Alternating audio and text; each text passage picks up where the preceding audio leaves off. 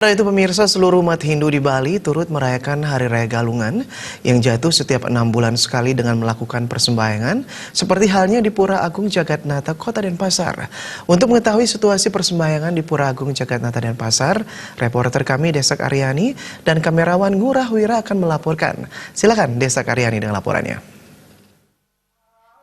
Saat ini saya tengah berada di Pura Agung Jagatnata Kota Denpasar dan dapat kami laporkan bahwa persembahyangan dalam rangka Hari Raya Galungan telah dilaksanakan dari sejak pagi tadi dan diprediksi hingga pukul 13 WITA.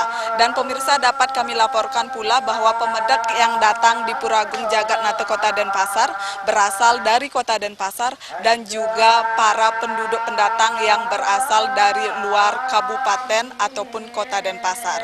Nah, pemirsa, adapun pengayah yang turut melancarkan persembahyangan pada Hari Raya Galungan ini, yakni dari Paiketan Pemangku Kota Denpasar yang berjumlah sekitar 30 orang.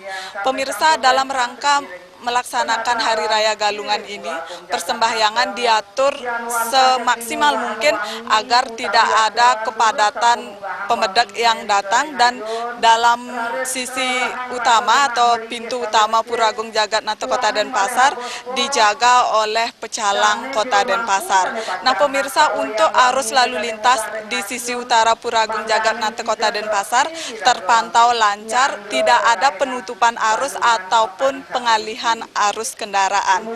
Nah pemirsa, demikian informasi tadi terkait perayaan Hari Raya Galungan di Pura Agung Jagatnata. Dari Denpasar, saya Desa Aryani dan Ngurah Wira melapor.